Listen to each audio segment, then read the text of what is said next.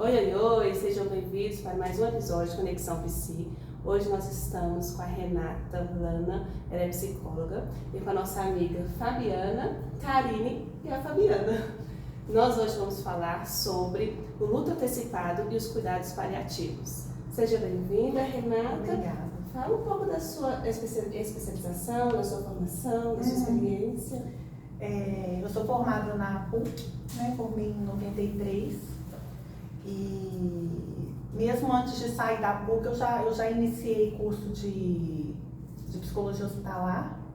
Quando saí, eu fiz uma especialização, depois eu fiz pós-graduação em psicologia hospitalar.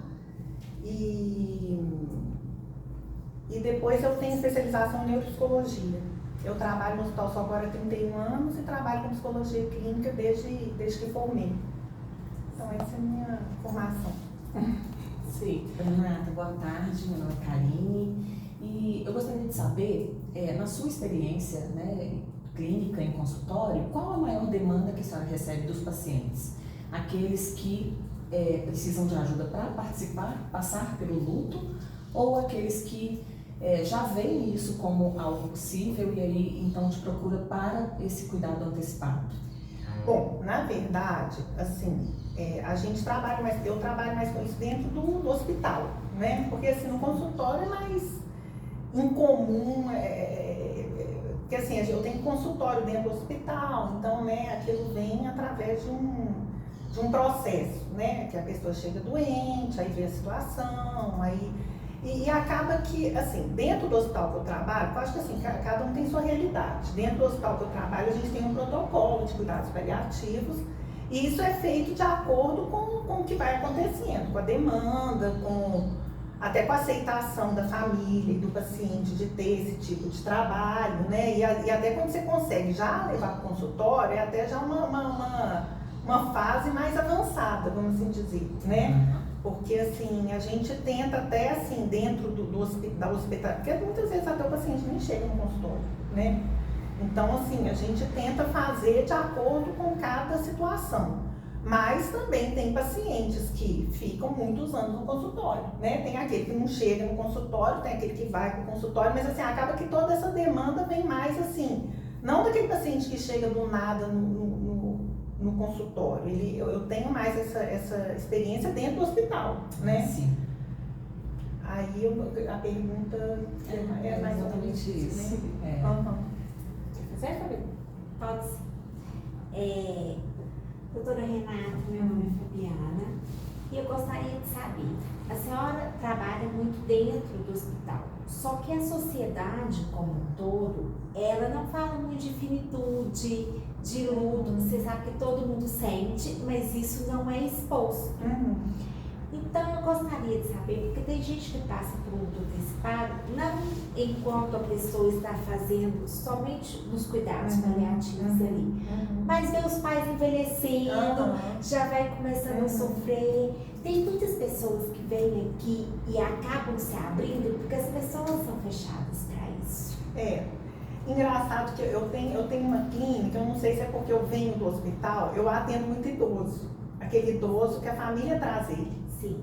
Então, assim, a família vê que ele não tá mais a mesma pessoa, que ele já tem as debilidades dele, ou que até às vezes tem alguma doença, alguma coisa, e vê que a pessoa tá vivendo mal. Então, eu acho interessante, assim, que muitas vezes a família tem essa consciência de trazer esse idoso, e é muito interessante que a terapia com o idoso é até emocionante. Toda vez que eu falo disso, eu até me emociono, para falar a verdade.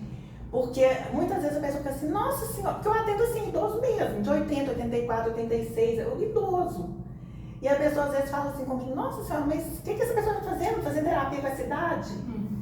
Então, assim, a gente vê que é tão interessante, né, a pessoa assim, às vezes ela vai dar significados a coisas da vida dela que ela passou uma vida inteira sem ter dado, né? Então, assim, eu acho que até eu costumo falar, que eu falo que, assim, a psicologia, ela é um tabu, eu acho que ela sempre vai ser. Porque eu acho que, assim, esse lado subjetivo, ele dá medo, né? Então, por exemplo, eu peguei o capítulo ali do livro que eu estava falando para vocês para ler. Então, assim, uma coisa que a gente sente muito no hospital geral, quando aparece um paciente psiquiátrico, um paciente que você vê que realmente está caminhando para o óbito, o que for, tem um pavor em relação a isso, do médico, da equipe. Então, assim, ninguém sabe o que faz com aquilo, sabe? Então, assim, é até engraçado que quando o estagiário é novo lá no hospital, quando acontece, ele fala assim, não, doutora Renan, estou ligando porque ninguém sabe o que faz com o paciente aqui. Eu tenho um paciente aqui assim. Então, assim, às vezes, ou é psiquiátrico ou é paciente está muito grave. Então, Tipo, assim, tem um tabu em cima dessa coisa da morte, do psíquico, né? Que eu acho que, assim, eu acho que isso não vai ter fim, né? Eu acho que, assim, e eu fico pensando, né? Quando eu sou da psicanálise, né? Quando eu penso que aquele Freud estava lá, que a medicina ainda estava sendo descoberta, ele falando que tinha algo a mais do que aquilo ali do corpo, e que até hoje o que ele descobriu, a gente ainda tem que ficar fazendo esforço para as pessoas entenderem o que é isso. Então, assim, é muito louco isso, né? Mas eu acho que, assim, o nosso papel é esse, né? Eu acho que, assim, a psicologia hospitalar, ela vem aí, né? Ela tá ali num espaço que não é dela, né? A gente não tá na nossa casa, a casa é do médico mesmo, né? Da urgência do corpo. Mas a nossa presença ali, ela mexe, né? Porque tem algo a mais ali, né? Eu lembro que teve uma época quando eu entrei no hospital, eu ficava dentro do CTI. Então, assim, eu sempre chegava com algum livro e põe em cima da mesa. Aí, às vezes, o título do livro é sempre um título mais assim, né? Aí eles falam assim, mas o que é? Aí todo mundo chega com esse título, o que é esse livro, hein? Você vê, assim, que é uma coisa que, ao mesmo tempo que espanta, fascina, Sim. né? Mas, assim, eu acho que o papel da psicologia, ele é muito importante porque não tem como dizer que não tem que lidar com o psicológico, mas a gente tem que estar aí mesmo para poder tratar disso, que na maioria das vezes as pessoas correm disso mesmo, né? E eu acho que, assim, essa questão da morte é ridículo falar, porque parece uma frase boa, mas é uma coisa que a gente tem, gente, né? E a gente tem tanta dificuldade, porque também é difícil mesmo, né? Mas, assim, trabalhar essa finitude, trabalhar até o próprio idoso, né, com as dificuldades dele, com a vida que mudou. Então, por exemplo, eu atendo muito idoso que, por exemplo, ele teve que sair da casa dele para ir para a casa dos filhos porque não tem mais como. Ele mora na casa dele, porque fica muito complicado o filho ficar na casa dele e não sei o quê. Então, quer dizer, ele não tem mais privacidade, né? Ele já vive na casa da família. Né? Já não tem mais a mesma energia para resolver as coisas. Então, assim, isso tudo, quer dizer, ele não é o paciente que a gente está dizendo aqui, o paciente que está condenado à morte, mas ele está com uma vida condenada também, se a gente for pensar, Sim. né? Então, assim, trabalhar a velhice, trabalhar o paciente que sabe que vai morrer é muito importante, né, gente? Porque a gente tem que saber viver.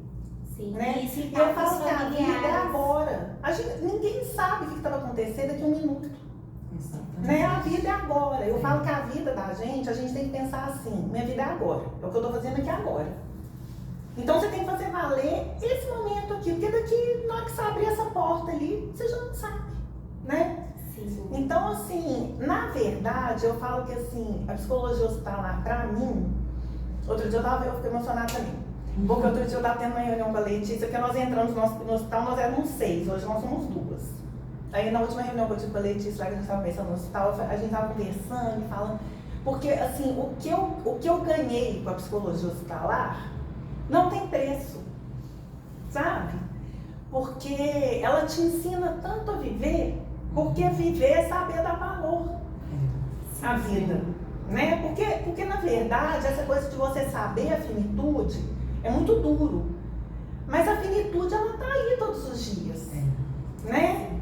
Cada dia é um dia a menos, na verdade, né? Então, assim, a gente tem que aprender muito a viver. Então, eu acho a psicologia hospitalar muito bonita nesse sentido, porque a gente aprende muito a viver dentro do hospital. A gente que trabalha no hospital, a gente aprende muito a viver, sabe? Então, assim, eu acho que essa coisa do cuidado paliativo, ele é só uma consequência do trabalho que a gente, na verdade, faz todo dia, né? Porque, assim, tem aquele paciente mais grave? Tem. Mas assim, quer dizer, eu já atendi paciente que passou a andar numa cadeira de roda e falou, mas agora eu ando muito mais do que eu andava antes. No sentido assim, minha vida é muito melhor hoje do que quando eu andava. Né? Então é isso, eu acho que é dessa relatividade, saber relativizar as coisas também, né? Então assim, é isso, é saber viver, né, gente? É verdade. Né? Diante do luto em si, o familiar quer ser o suporte emocional daquela pessoa que está passando por esse período. Como que o familiar pode ser esse suporte emocional, mas ao mesmo tempo não invalidar a dor, o sentimento que a pessoa está passando? Eu falo que assim, o cuidador, ele na verdade ele acaba virando o maior problema, né? Então assim, porque ele vai cuidando, quando é um cuidador cuidadoso, né? Ele vai cuidando e esquece dele, né? Sim. Então assim, a gente tem que fazer, na verdade a gente tem que, quando tem um paciente menos grave, mais grave, né? Mas no caso a gente está falando do paciente mais grave, a gente tem que ter muito cuidado com esse cuidador, né? Porque assim, ele não pode exceder demais, porque e acaba que também, eu acho que você está querendo dizer isso, quer dizer, de deixar o paciente também não se sentir tão abafado com o cuidado. Isso porque às vezes o familiar ele quer falar que também está sofrendo. Exemplo, aconteceu, eu tive uma perda. Aí alguém da minha família quer tanto me consolar que quer mostrar que está sofrendo mais do que eu. Tá. Você está falando do paciente se mostrar muito sofredor com aquilo?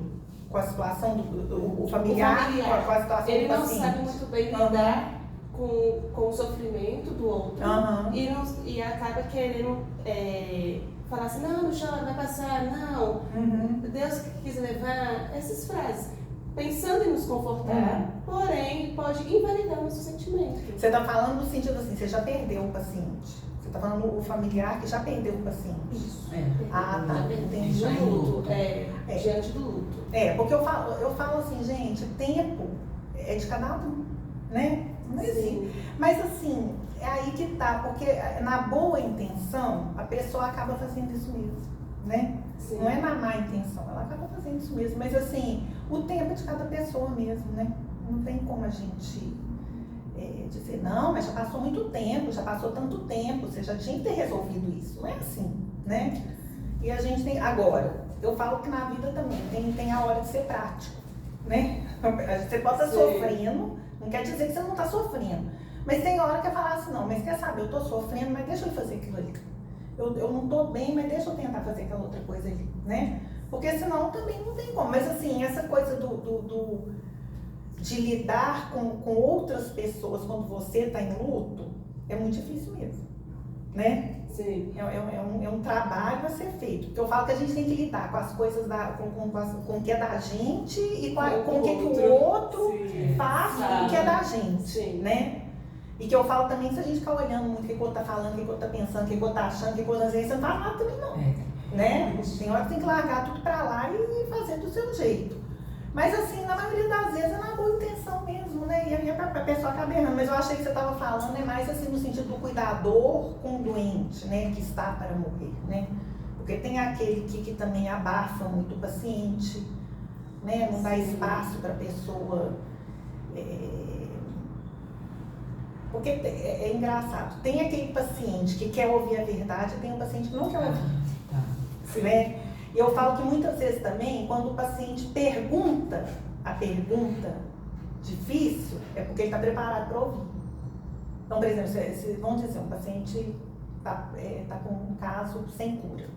Se ele vira para você e fala assim, aqui, eu acho que esse meu caso não tem cura mesmo não, né? É porque ele já está preparado para ouvir. Porque senão a gente faria essa pergunta, né? Mas acaba que o familiar começa a interferir naquilo, né? Ele começa, não. Aí tem hora que você tem que falar assim, não, mas vamos falar sobre isso, né? Porque tem a hora que você fica, que você acha até, tudo bem, não acho que não é a hora disso não, mas tem hora que é a hora de falar, né? Então assim, tem esse família, tem o outro, né? A outra pessoa, tanto durante a doença quanto depois da morte, do que for, que interfere de uma forma positiva, tem gente que ajuda, mas tem gente que conturba, né? Sim. E o nosso trabalho na psicologia hospitalar acaba sendo muito isso mesmo também, né? De lidar, de saber, de ajudar essa família a se organizar. Porque, na verdade, gente, o problema é o seguinte, muitas vezes o maior problema não é nem o paciente, é a família. Porque você tem que ajudar a família a lidar com a situação, né? Sim. Às vezes parece Porque que se a família fica muito desorganizada, muito querendo... Agora, tem essa coisa, né? Por exemplo, tem hora que eu falo assim, gente, vamos focar aqui. O foco é o paciente. Porque senão, aí tem aquele que começa a querer chamar mais atenção do que o paciente. Sim, Tem sim. aquele que está dando mais trabalho do que o paciente. Tem aquele que o paciente está dando certo com o médico, mas ele está dando errado com o médico. Então, quer dizer, tem hora que eu falo assim, gente, vamos esquecer isso tudo e vamos focar no paciente. Porque nós não estamos aqui para tratar do problema de cada um. Nós estamos aqui para o bem-estar do fulano, que é o paciente. Porque senão a gente também não consegue sair do lugar. Tem casos que a gente tem que falar isso. Então, assim, tem que ter esse manejo da família. Acaba que a família é o alvo principal, na maioria das vezes, né? É isso que eu falo.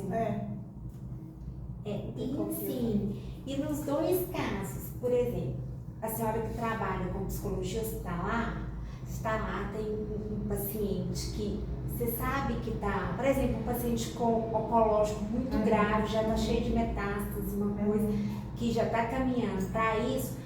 Eu não sei o que é pior. Ou então um paciente que chega no hospital com a experiência da senhora e entra para fazer, por exemplo, uma coisa boba e uma descobre coisa uma boba. péssima. E acaba falecendo no procedimento. Entendi. Como que é um luto assim, da perda repentina? Então entrou para fazer uma coisa boa, eu queria fazer uma cirurgia plástica, do nariz, alguma coisa. E o paciente acaba morrendo. É complicado. Como a experiência da senhora fala, qual que é mais difícil familiar aguentar? A vivência do luto antecipado ou essa perda repentina? Quais os impactos que causam? Eu acho assim, quando a pessoa adoece, dá mais tempo de se preparar, isso, né? Então, por exemplo, eu trabalhei 15 anos em clínica de hemodiálise, tinha 500 pacientes, quer dizer, então, por exemplo, eu chegava na clínica todo dia e falava, quem morreu? Alguém morreu? Era a primeira pergunta que eu fazia, porque quase todo dia morria alguém. Sim. Né? Então, assim, era um ambiente que eu trabalhava muito com essas famílias que realmente lidavam com aquela situação de que em qualquer momento podia acontecer alguma coisa, né? Sim. Agora, a gente tem no hospital casos que às vezes a pessoa entra achando com uma coisa boba, descobre que tem outra doença, ou entra com uma coisa mais simples e a coisa complica. Sim. Né? Então, assim, é muito complicado, porque aí, na verdade, é complicado para todo mundo, né? Porque é complicado para o hospital, para o médico, para o enfermeiro, para o psicólogo, para a família, para o paciente, para todo... É complicado, né? E Então, normalmente assim, quem dá notícia, às vezes ele chama o psicólogo, né? E coisa que a gente não pode fazer, porque assim, tem isso também, né? Porque eu falo que assim, muitas vezes, assim, quando a coisa fica muito difícil, às vezes fala assim, vai lá, eu falo assim, não, gente, notícia é médica. Né? A gente pode estar junto, mas a notícia é o médico que tem que dar. Agora, a gente pode estar junto e acompanhando, vendo a reação ali, para ver o que a gente vai trabalhar naquele momento, né? Que é o que acontece. Então, assim, lá no CTI mesmo, que a gente tem estagiário, tudo, dependendo do caso, hoje em dia até o médico falou, fulano, vamos ali comigo com a estagiária, vamos ali que eu tenho que dar tal notícia. Sim. Mas assim, isso no CTI, no pronto atendimento, que a gente já tem uma equipe trabalhando junto, mas assim, no andar, muitas vezes a gente pega casos que está tudo desorganizado, né? Porque de repente acontece uma coisa inesperada e tem que organizar a casa, né? Mas acaba que a psicologia, ela ajuda muito, né? Eu estava lendo esse capítulo ali e eu me lembrei de um caso, eu tinha acabado de entrar no hospital. Então, assim, eu acho esse caso muito interessante, assim, de pensar o que é psicologia hospitalar, o que é essa relação médico-paciente, o que é estar dentro... Ele ilustra muita coisa. Tinha acabado de entrar no hospital. Aí, e quando a gente entrou no hospital, aí a gente acabou que afunilou, assim, a gente trabalhava só com paciente cardíaco cirúrgico. E eu ficava dentro do CTI.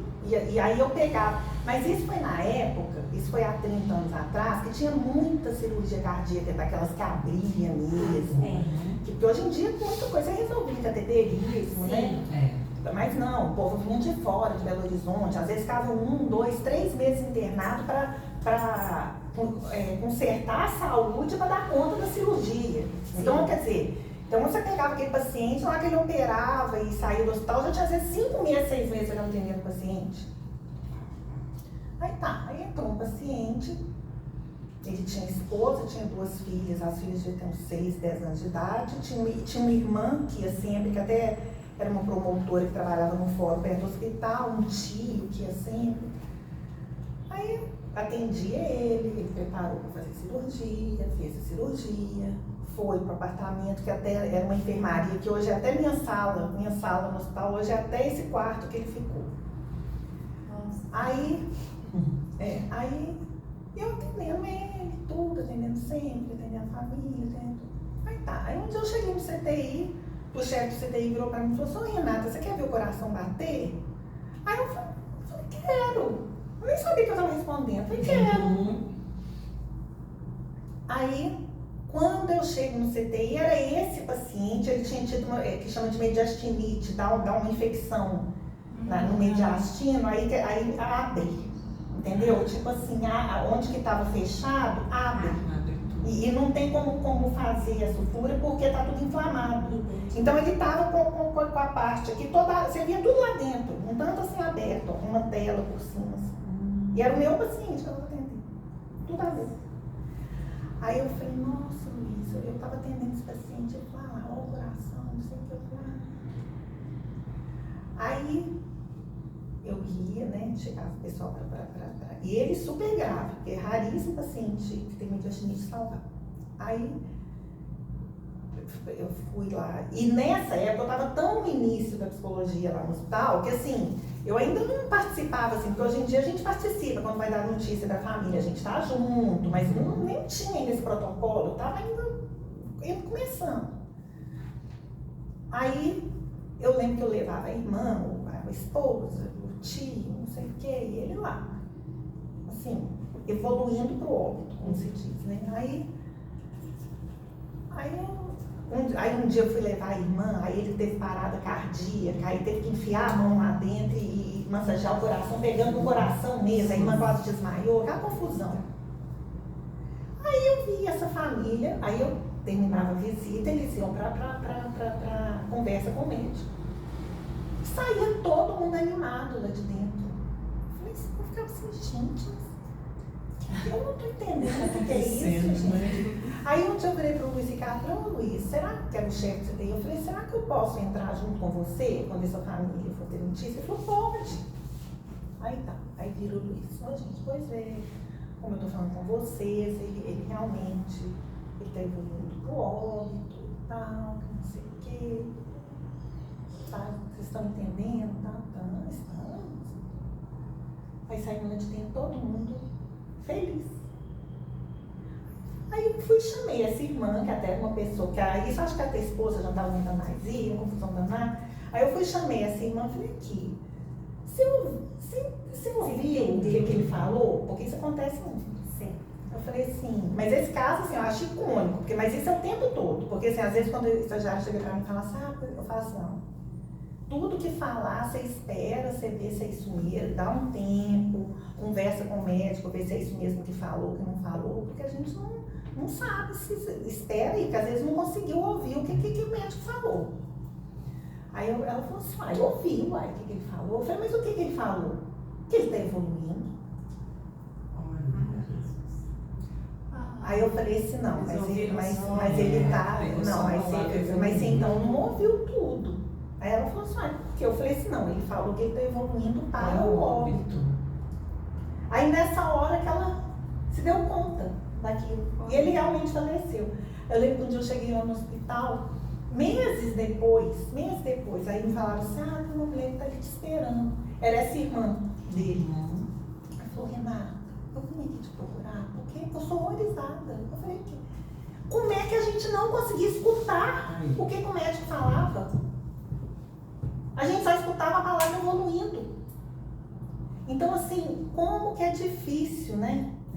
Como que é difícil também essa comunicação. A gente ajuda muito nessa comunicação.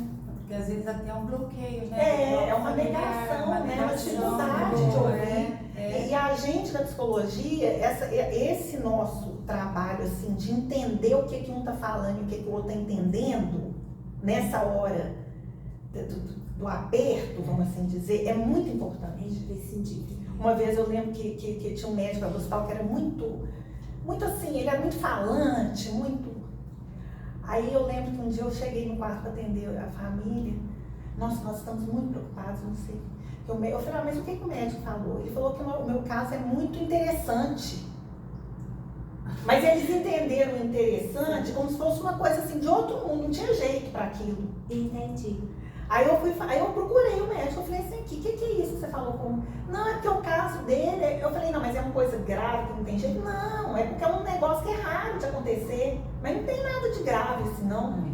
Então você vê, é muito complicado. Também acontece, né? Às vezes uma coisa mais simples, parece que é mais grave, uma coisa mais grave, a pessoa não consegue ouvir, né? Então assim, é difícil, eu acho que a gente ajuda muito. Com certeza. Nessa hora. Né? Porque a questão do paciente, dos cuidados paliativos, se a gente for pensar, o cuidado paliativo, ele nada mais é do que uma melhora na comunicação, né? As coisas têm que ser conversado, né? Primeiro, do paciente também ter um espaço que ele se sinta à vontade para falar o que ele sente, o que ele quer e o que ele não quer, para começar. Né? Porque às vezes também até dependendo do familiar, da forma que a coisa é levada, a pessoa não se sente nem à vontade para falar alguma coisa. Sim. Né? E às vezes até fica aquele todo mundo tá sabendo que todo mundo tá sabendo, mas todo mundo tá fingindo que não tá sabendo, aí não fala o que tem que falar, não resolve o que tem que resolver, né? Sim. Então assim, eu acho que o nosso papel para essa questão da comunicação, né? Sim. Do familiar com o paciente, paciente com o familiar, do médico com o paciente, médico com o familiar, familiar com o médico, é muito importante. E com os outros profissionais também, né? Porque aí está envolvendo cada vez mais profissional, né? Sim. Então, assim, eu acho que o nosso papel nessa questão da comunicação é o mais importante, né? Sim. Era isso também que eu queria perguntar, porque às vezes a gente fala muito da família, e o próprio médico fala assim, será que eu fiz tudo mesmo que eu poderia fazer? Às vezes está no início da carreira, se culpa, fala assim, gente, eu fiz, aí ele volta o processo na cabeça dele, fica com aquilo. Às vezes é muito difícil de lidar com isso também. Você sabe que a gente vive isso muito no CTI. A gente vive com essa questão assim, de paciente que realmente, às vezes já não tem mais o que fazer, está no CTI há muito tempo. E a gente trabalha muito com o médico. Essa questão assim dele de se permitir não fazer mais nada. Isso. Porque às vezes a própria família já entende. Ele fala com a família, mas ele não dá conta de deixar. De deixar, é isso que eu entendeu? É assim, a gente tem que fazer o trabalho com a família, mas ele mesmo fica assim, mas será que eu não deveria fazer mais alguma coisa? Então, assim, a gente muitas vezes, assim, tem esse trabalho que é interessante, né, com o médico. Né? Doutora Renata Fabiana.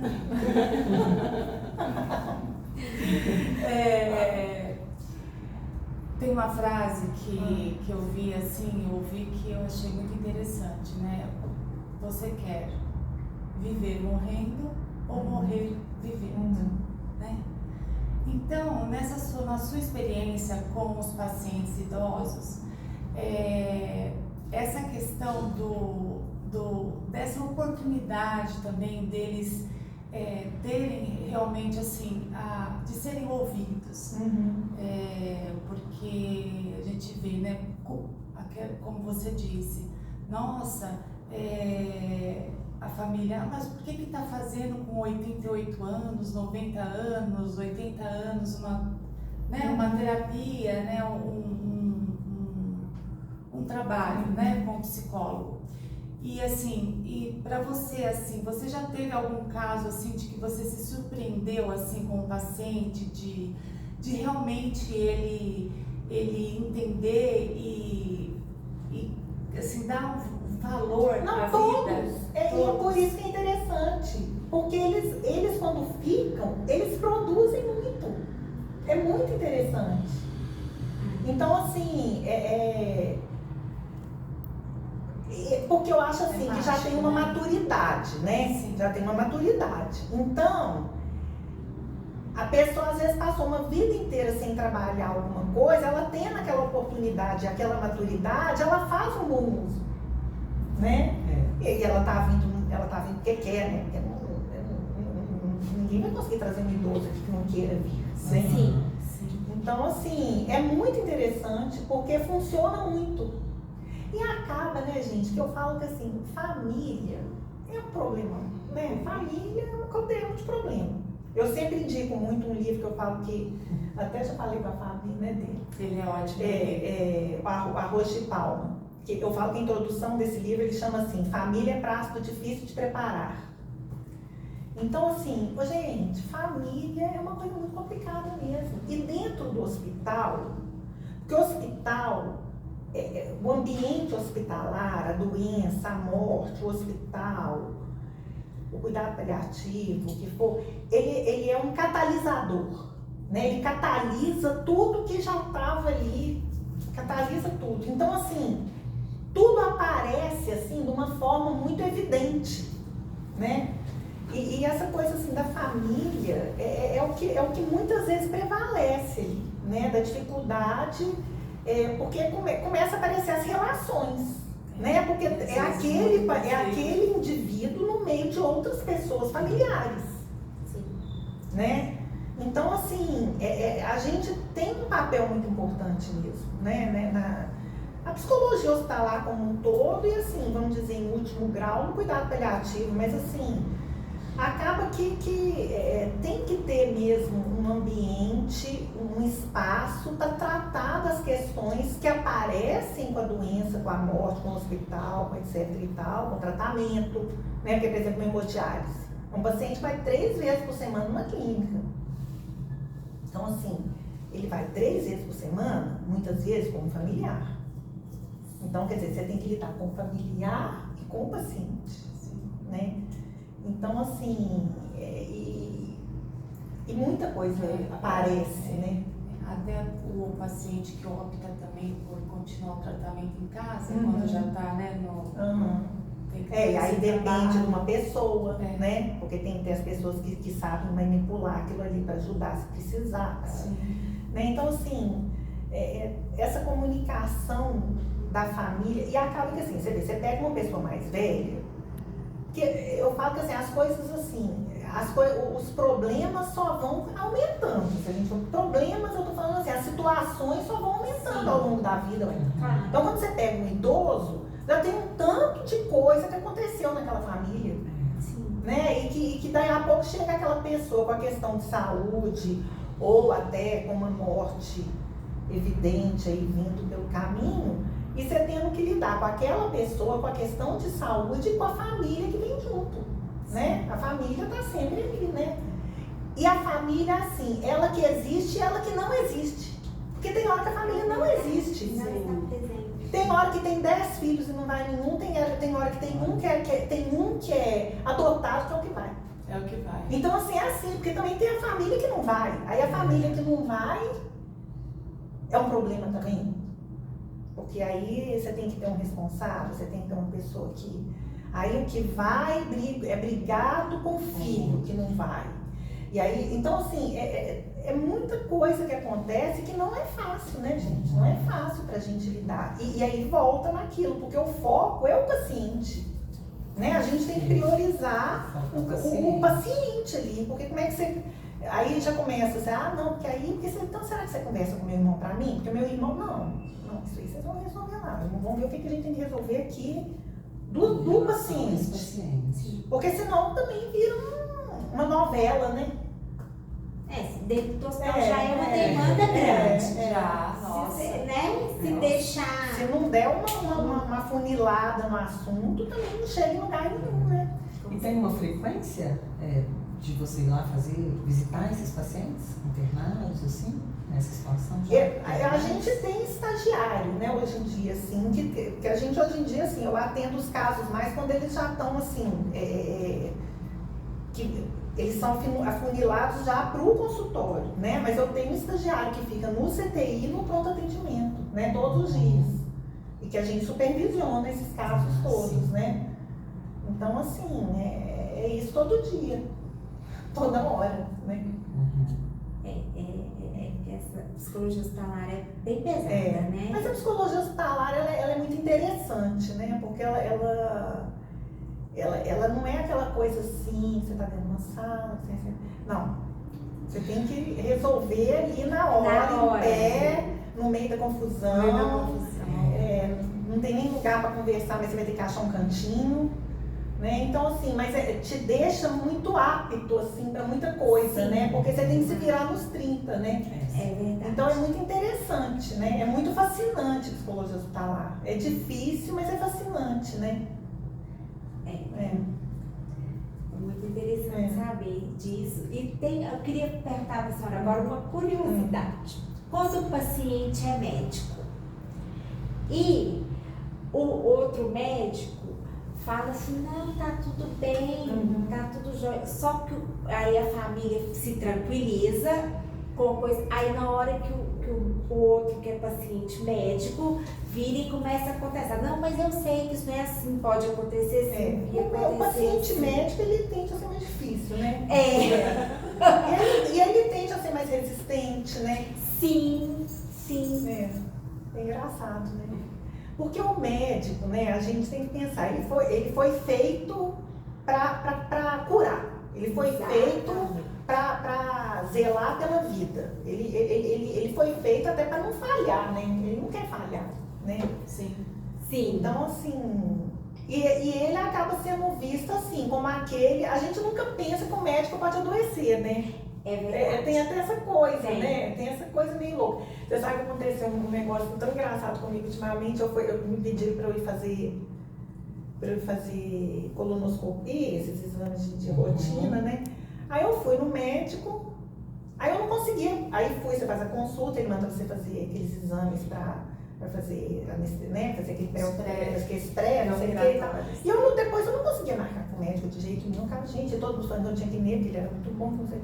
Quando eu fui ver, aí eu com muito custo consegui marcar meses e meses depois. Aí eu cheguei lá, o homem tava assim mais bonitão, assim, eu falei, nossa, o senhor tá tão bem. Eu falei assim, ele falou assim, aí eu fiz transplante de fígado. Eu falei, o quê? Não, quando você veio aqui eu tava cinza. Não tava bem, não. Mas agora eu fiz transplante de fígado. Eu falei, nossa senhora, o que é isso? Então assim, a gente até assusta, porque a gente nunca pensa que o médico vai ter alguma coisa, né?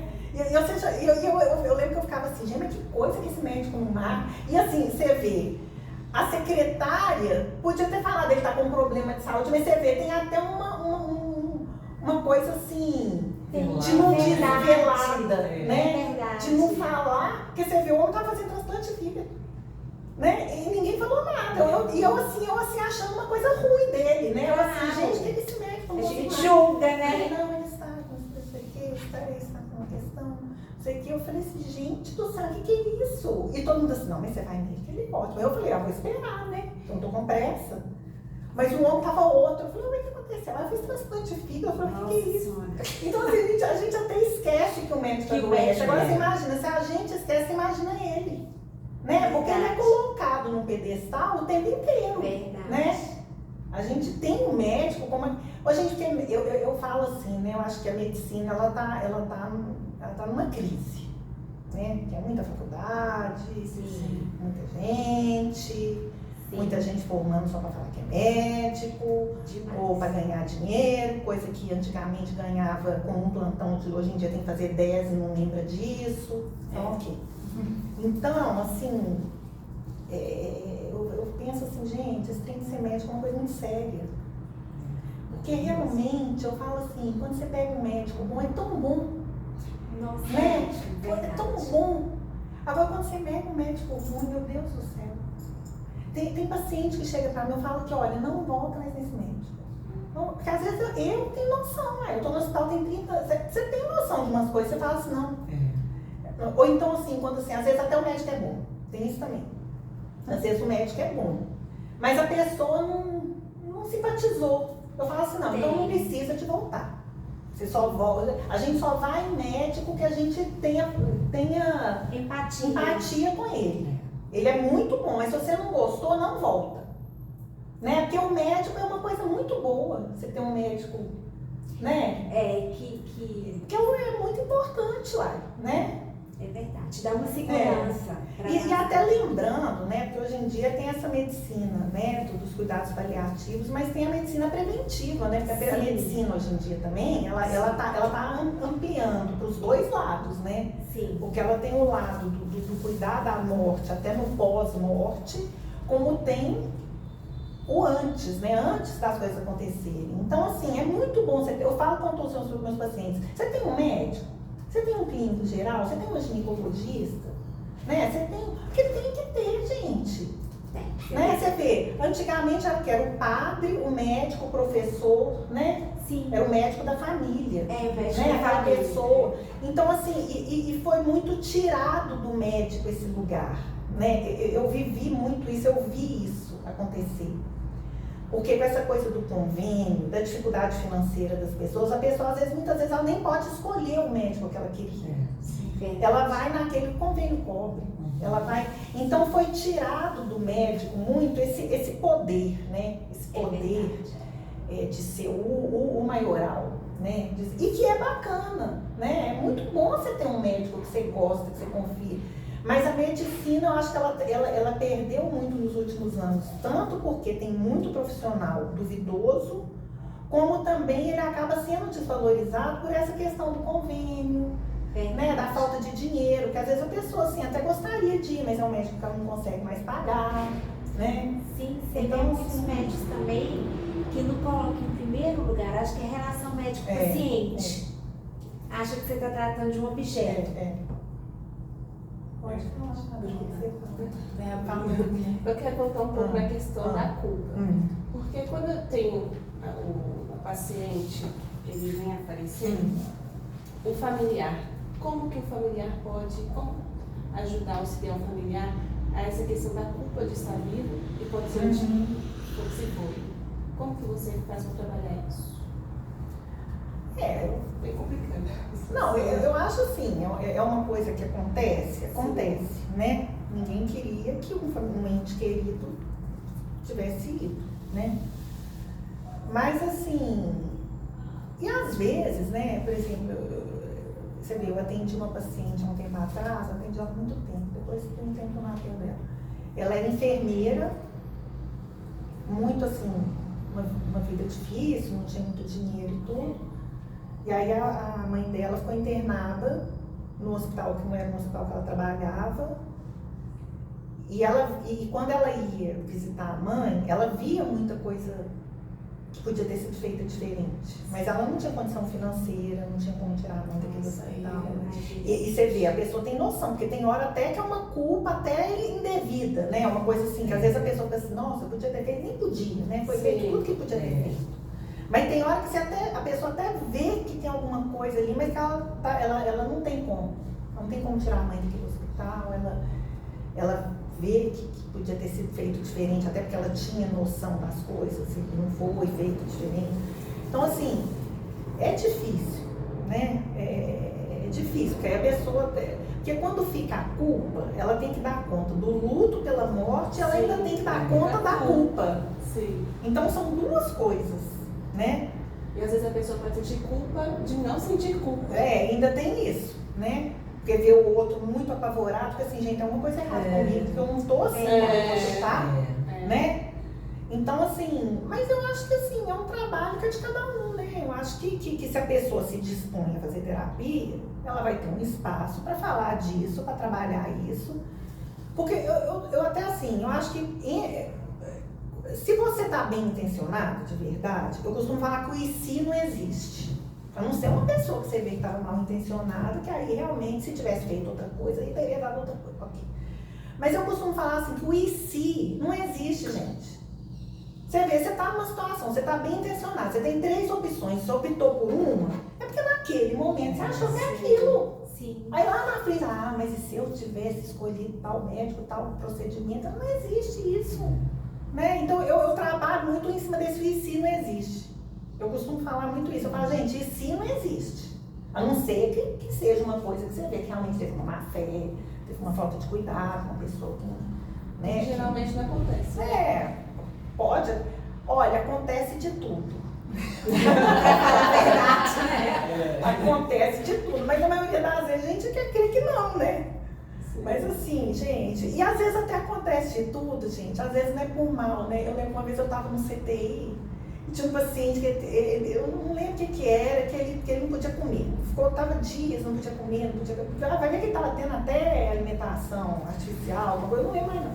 Aí eu lembro, tava na hora da visita e tudo. Eu tô vendo um familiar assim, esquisita perto dele. Ela tinha levado umas empadas. E tava dando. Eu falei, na hora que eu vi. Pra ele. Eu falei, meu Deus do céu, gente do céu, gente do céu. Então aí você vê assim, né? Às vezes a pessoa tá tão aflita, né? Às vezes até na humildade, na inocência, fica assim, não, gente, não é possível que ele não pode comer um pedaço de empada. É verdade. Né? Então assim, gente, erra tentando acertar, né? Relação familiar, muitas vezes assim, você vê que tem pessoas que são complicadas mesmo. Tem hora que tem a pessoa complicada. Tem gente de tudo quanto é jeito. Tem gente simples, tem gente complicada, tem gente mais bondosa, tem gente mais maldosa. Que ser humano tem de tudo, né? A gente erra, a gente acerta, né? Mas assim, eu falo pro tal do e se, né? Nessa coisa da culpa. Sim. E ainda tem, assim, né, um assunto que não tem a ver aqui, que é paciente que suicida. Porque ele deixa uma culpa muito grande em quem fica, né? O paciente que suicida, a pessoa que suicida, ela deixa uma culpa enorme na família. Porque ela fica pensando, como é que eu não reparei? Sim. Como é que eu não. Por que eu não dei espaço para a pessoa falar disso? Né? O que eu podia ter feito? Então, assim, essa questão da culpa, ela acontece em muitas situações, né?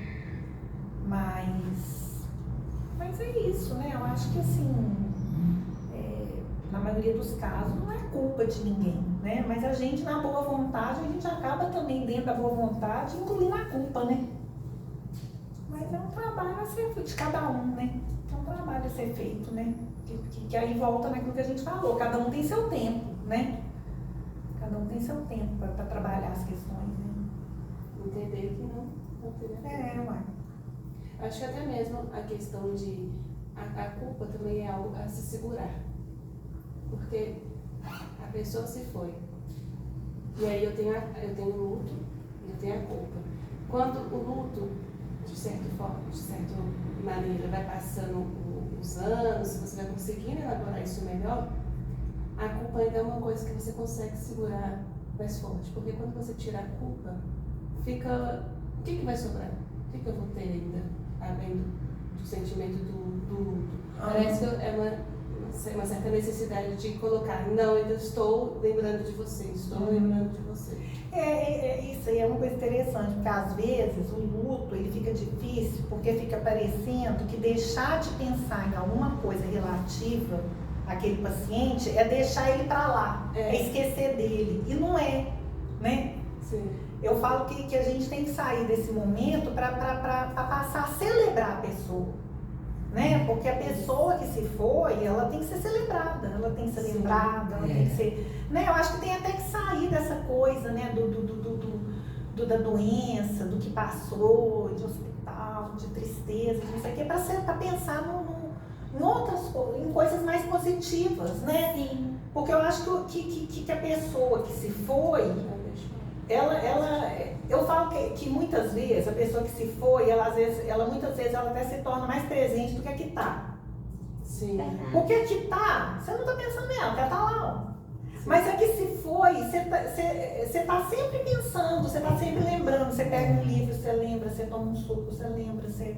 Então assim, e eu acho que isso assim, é o celebrar a pessoa, você tá celebrando ela, né? Sim. Então eu acho que tem que sair dessa coisa da culpa, da tristeza, de lembrar do que foi difícil e passar para a celebração, né? Eu acho que isso que é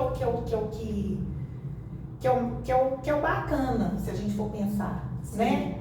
Porque não é porque a pessoa não foi, se foi que ela não vai ser celebrada, não vai ser lembrada e ela vai continuar sendo aquela pessoa que marca. Você vê, minha mãe perdeu um irmão com 16 anos. E é engraçado que, por exemplo, minha filha fala dele. Tipo assim, eu nem conheci ele, né? Porque ele morreu, minha mãe era criança. Mas você vê, ele é falado de uma maneira tão natural, tão... Que, por exemplo, a Maria outro dia, minha menina gosta muito de futebol. Aí ele jogava futebol muito bem, ele era como se fosse um Tostão, ele era como se fosse tipo um Tostão, ele era pra ter sido um jogador famoso na época. Aí outro dia a Maria estava assistindo esse da Netflix agora, que é falando da Copa de 70, né? Aí a Maria, mãe, o Tostão, né? O tio Miltinho. Parece que ela conheceu ele. O tio Miltinho é dessa época. Eu falei, Maria, ele e o Tostão eram bons na época.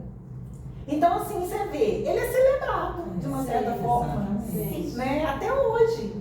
Então, assim, isso que é interessante, porque eu acho que, assim, é a essência, né, gente? Nós somos uma essência, cada pessoa é uma essência, uma energia, né? Isso já seria ressignificar. Exatamente, né? Porque eu acho que é aí que a gente está dando o significado de cada pessoa, né? Porque se a gente for ficar significando em cima do percalço, né? Vamos dizer, né? Do percalço, você perde a essência da pessoa, né? Então, assim, até eu achei engraçado. Como é o tio Vitinho, você vê, parece que ela conheceu ele. Né? Você vê, ele morreu há quantos anos atrás? Com a idade que ela está, praticamente, né? É verdade. Então, isso é muito interessante, né? Se a gente for pensar, né? Todo paciente, quando ele é mais espiritualizado, né? Porque tem pessoas que são muito céticas, né? Sim.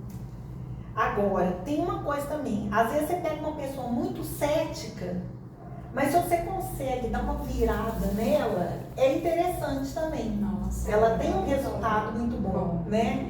Mas quando a pessoa é mais espiritualizada, a gente vê que é mais fácil trabalhar tanto o familiar quanto o paciente, né? E tem essa questão também de religião, né, gente? Porque o hospital também é uma coisa complicada. Porque a gente pega todos os tipos de religiões e que às vezes vai interferir no tratamento. É isso, né? é verdade. É uma coisa também complicada, muitas vezes, de trabalhar, né? Que também é uma coisa São crenças limitantes, né? Que complica na hora né, da relação médico-paciente. Sim. Né, médico-família. Eu achei interessante aqui, deixa eu ver onde que está aqui. Porque na verdade, né, quando a gente... eu estava vendo aqui, porque na verdade, né, também tem isso também, né, essa questão assim, a vida é muito simples, né, a gente que complica ela. Você vê quando o paciente está trabalhando essa questão do paliativo, né, ou mesmo quando a pessoa está tentando ressignificar a vida dela de uma forma geral, o que é importante são coisas tão simples, né? Então você vê o que está escrito aqui, o que mais se ouve, né, que está escrito aqui, né?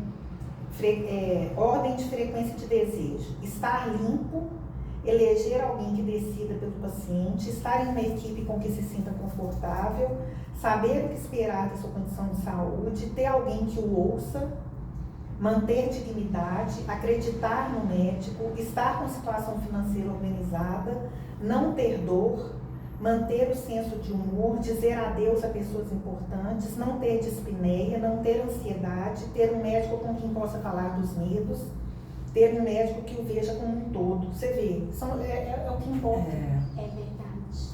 Então você vê, e você vê muitas vezes é o ser escutado, né? É o ter uma pessoa.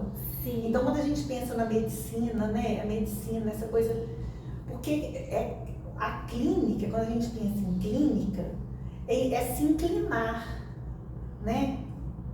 Se inclinar. Você vê, hoje em dia eu recebo muitas vezes, olha doutor, eu cheguei lá, o médico nem olhou para mim direito, não levantou, não me examinou, não encostou em mim, não conversou comigo direito, me deu uma receita. Isso é clínica? Não. Entendeu? Então é isso, né?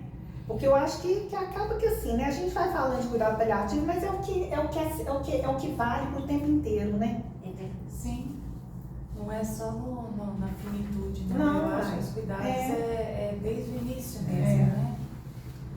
E também quando o paciente ele está com até mesmo uma fase terminal, mas ele está consciente, você tem que respeitar o que ele quer. E às vezes os familiares não aceitam isso. Por exemplo, ele pode falar assim, eu quero ir para casa, eu estou tendo muito efeito colateral em relação ao tratamento, eu já sei que não tem jeito. E o trabalho da mesmo. psicologia é essencial. Exatamente. Eu preciso de... Porque aí o médico tem que aceitar e a família tem que aceitar. Exato, O médico é isso que eu também. falei. As Sim, suas o seu trabalho já vai dos dois. É Porque, verdade. porque assim, cabe isso, mas é difícil, É né? verdade. É difícil. É verdade. Eu não sei se nessa situação. Mas a gente vê isso muito. Verdade. Quer ver? Vamos ver aqui se eu lembro de mais alguma coisa que eu tenha. Assim, né? Eu falo aqui também.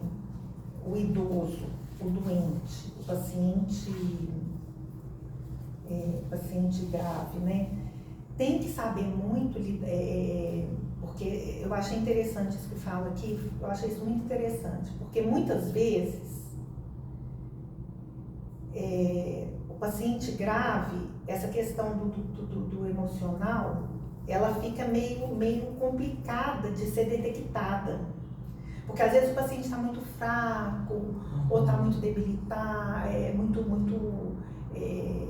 ou inapetente, ou não está dormindo bem, ou com muita medicação, ou muita confusão, vivendo muita situação de saúde. E aí todo mundo acha que ele tá daquele jeito, é porque é normal mesmo. Né? Tipo assim, não, mas ele tem que estar deprimido mesmo. Não, é assim mesmo, é porque ele não dormiu bem. Não, tem que olhar, tem que medicar. Sim. Então, assim, o nosso papel também, muitas vezes, é atentar que tem que chamar o psiquiatra. Sim. Entendeu? É falar assim, gente, isso aqui pode melhorar. Sim. Entendeu? Então, tipo assim, é melhorar a questão da depressão, a questão da ansiedade. Sim. Né? Até a questão, assim, às vezes, porque o paciente que está no hospital há muito tempo, ou que está com uma doença mais grave, ou que está tomando certa medicação, começa a ter delírio, começa a ter tudo. Mas tem hora que não é também, não. Tem hora que você tem que olhar que é outra coisa. Exato. Entendeu? Então, assim, tem que saber fazer esse diagnóstico diferencial, que é difícil. Sim. Né? Mas, assim, tem hora que você fala assim, gente, vamos chamar um psiquiatra? Sim. Porque o paciente que está melhor da depressão, da ansiedade, ele fica muito melhor para ser tratado, para lidar com as questões do cuidado paliativo, né? De fazer escolhas, de até para estar com pessoas, né? Porque se ele está muito debilitado, está muito deprimido, muito sei lá como é que ele vai estar com as pessoas também? Como é que ele vai estar pensando? Como é que ele vai estar escolhendo alguma coisa se ele está com a cabeça péssima? Então, isso eu achei muito importante. Porque é uma qualidade de vida. E você vê que o emocional, ele perpassa tudo. Porque a pessoa que está com o emocional péssimo, ela não funciona para nada. Como é que ela vai funcionar? Ele já está com a saúde ruim, o emocional pior ainda, como é que resolve alguma coisa? Não tem mais nada para resolver, não. O emocional ruim, isso pode piorar também o quadro clínico. Exatamente, né? E vai piorando tudo. Por quê? Porque o paciente com emocional melhor, ele sobrevive mais. Sim. Com certeza. Sim. Né? Claro. Agora, isso a gente vê muito no CTI, né? Às vezes entra uma pessoa com uma coisa mais simples, mas que não tem desejo nenhum, vamos pôr desejo e vai embora. Às vezes entra um com uma coisa gravíssima e sai. É verdade. Entendeu? Gente, lá na hemodiálise eu ficava horrorizada. Eu falava assim, gente, não é possível. Às vezes aquele paciente tinha tudo, era internado 200 vezes. Na hora que você olhar, a pessoa estava lá de novo. Eu falava, gente, só voltou lá. E tem aqueles assim, que daí a pouco tem uma coisinha. Não estou falando, que tem hora que a pessoa tem muito desejo, tem uma doença avassaladora e leva, ok. Mas assim, é muito interessante essa questão do desejo, né? Eu acho até do trabalho da espiritualidade em si também, né? Porque a medicina ela tá sendo, eu acho, um pouco voltada para esse lado também, né? Da questão realmente da essência do paciente, da essência da pessoa. Porque hoje em dia a medicina ela tá com duas vertentes, ou é ciência pura, né?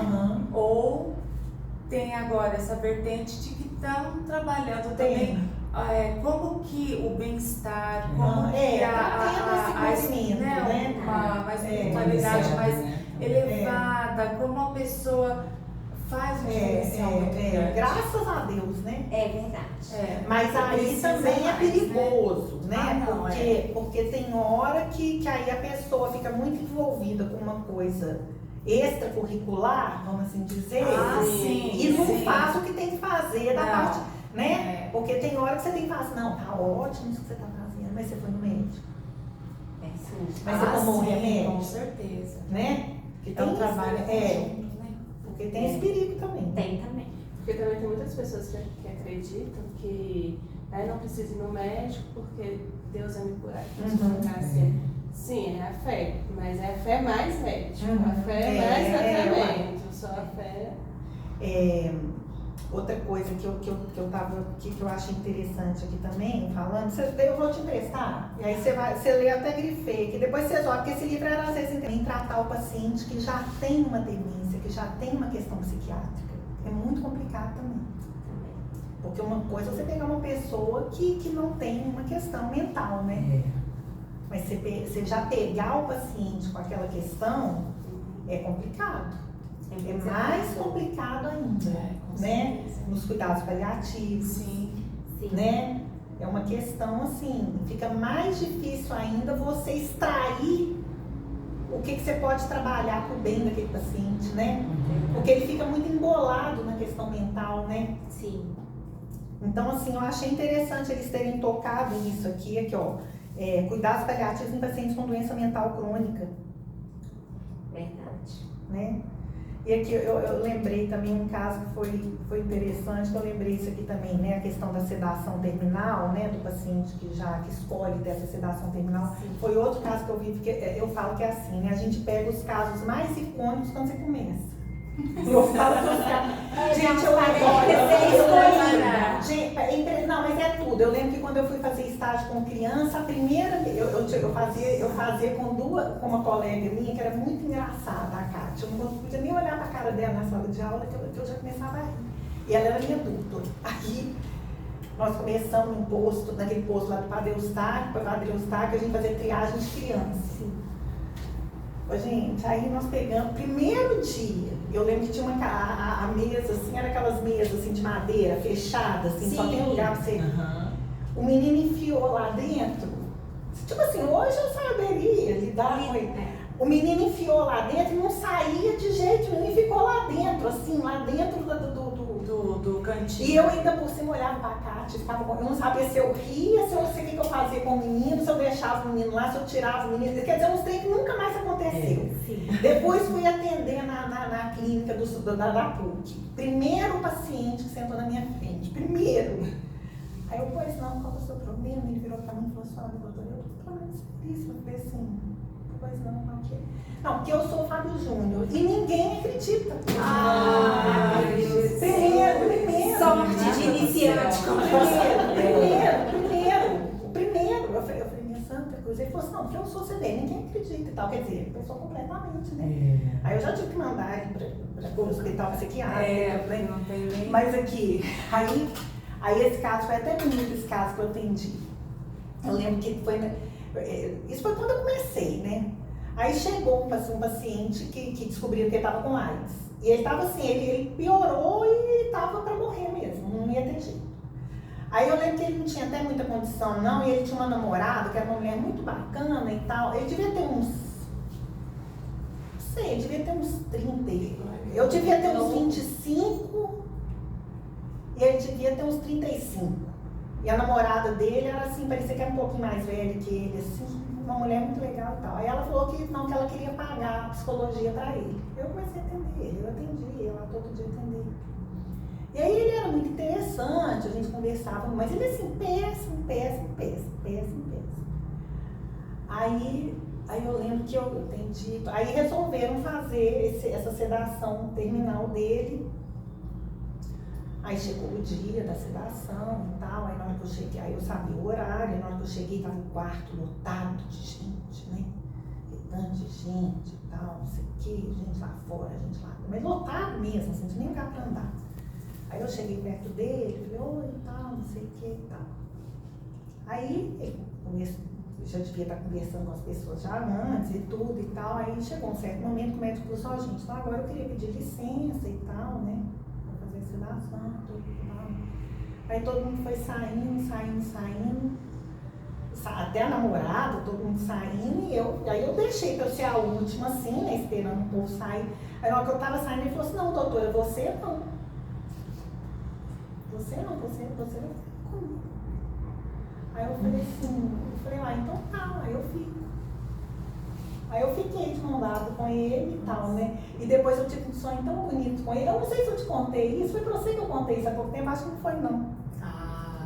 Que eu contei do negócio do moço. Não.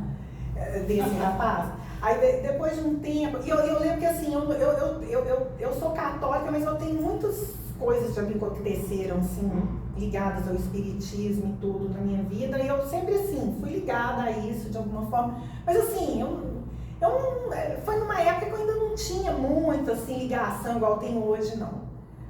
Aí eu lembro que eu tive um sonho com ele, tão bonito, assim, mas foi muito tempo depois que ele tinha falecido.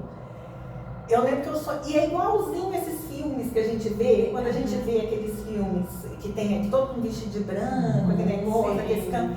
Eu lembro que eu tava andando no sonho meu, eu tava andando num campo todo de margaridinha branca. E todo mundo vestido de branco, assim, um trem pacífico, assim. Aí ele veio vindo assim, andando assim, rindo pra mim, todo vestido de branco. Aí ele foi e pegou uma margarida e me deu assim. Foi tão bonito esse sonho. E foi engraçado que eu tive esse sonho assim, muito tempo depois que eu já tinha entendido. Não foi um trem assim porque tava na época, não.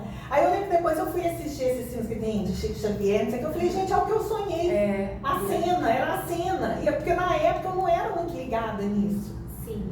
Mas assim, a gente passa cada coisa. Porque na época eu tava assim, no início, né? Então assim, a gente passa muita coisa difícil, mas você vê assim, é muito gratificante você pensar, né? Então assim, eu tenho um outro paciente também, eu lembro que teve da cirurgia cardíaca, que era um senhor da roça, muito da roça. Aí eu lembro que eu fui, e ele tinha uma dificuldade para conversar, e ele ficou muito tempo no hospital preparando para fazer a cirurgia. Eu ia todo dia conversar. Aí eu lembro que tinha muito tempo já que ele já tinha saído, né, feito a cirurgia, tinha anos já. Aí um dia, quando só tinha telefone fixo, nem tinha celular na época. Aí um dia eu lembro que eu atendi o telefone lá em casa e falou assim, doutora, aí a pessoa falou assim, doutora Renata? Eu falei assim, é. Ele falou assim, é o fulano de tal. Aí eu lembrei dele. Eu falei assim, onde é seu fulano? Não lembro mais muito, mas na época eu ainda lembrava.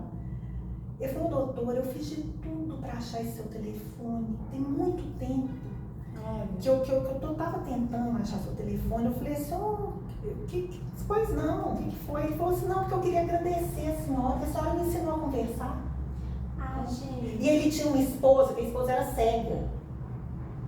Então eu acho que com esse trem que a esposa era cega, ele ficava o tempo todo cuidando dela, mas aí ele também não tinha com quem conversar. Sim. Ele era muito da roça. Sim. Ele, não, eu tô te ligando, é porque eu tinha que te agradecer, porque você me ensinou a conversar. Então é interessante, né? Outro dia eu tava lembrando também, uma vez na hemodiálise, o doutor Mauro chegou pra mim e falou assim, Renata, vai lá atender uma paciente chegou aí, que eu acho que ela não é normal, não. Aí eu falei, essa eu contei. Eu tô lembrando que eu também do indo conversar, né? Então por isso que eu contei dessa e eu achei que era dele. Tô achando que ela não é normal, não.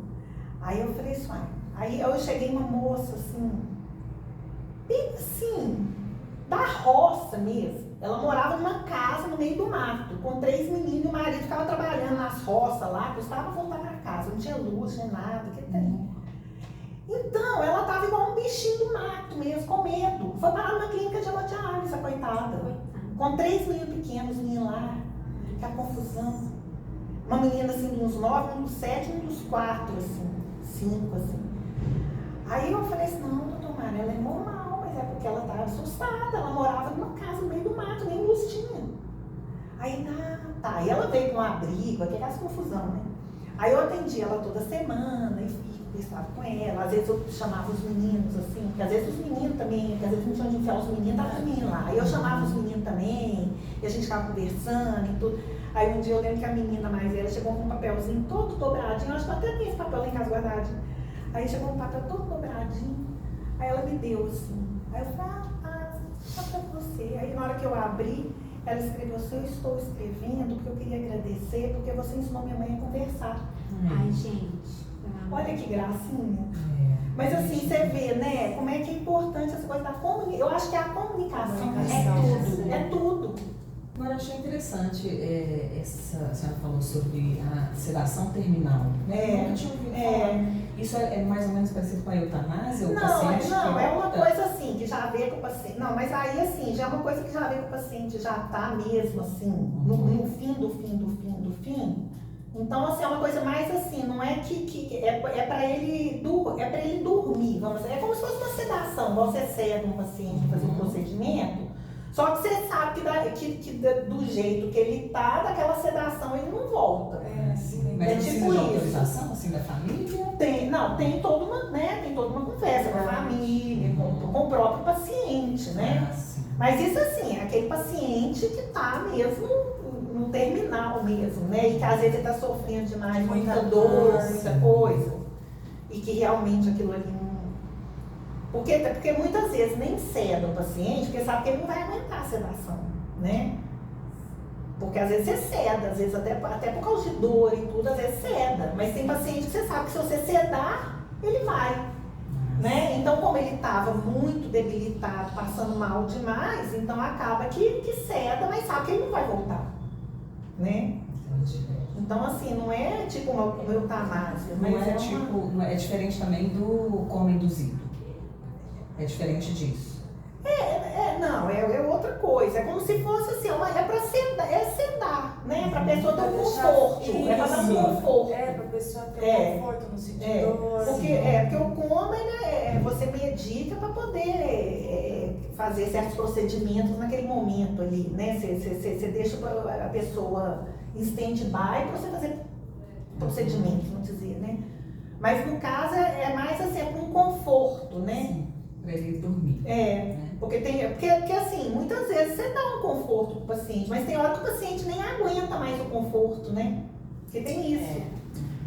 Então você sabe que você vai dar o conforto, mas ele vai embora com aquele conforto. É isso. Entendeu? Passa por isso também. Medicina, médico também, né? Essa coisa assim do ciúme, do familiar com o profissional. Sim, isso também acontece. Sim. Né? Porque são relações, né, gente? E em hospital fica tudo muito à flor da pele, né? É verdade. Fica tudo, aparece tudo, né?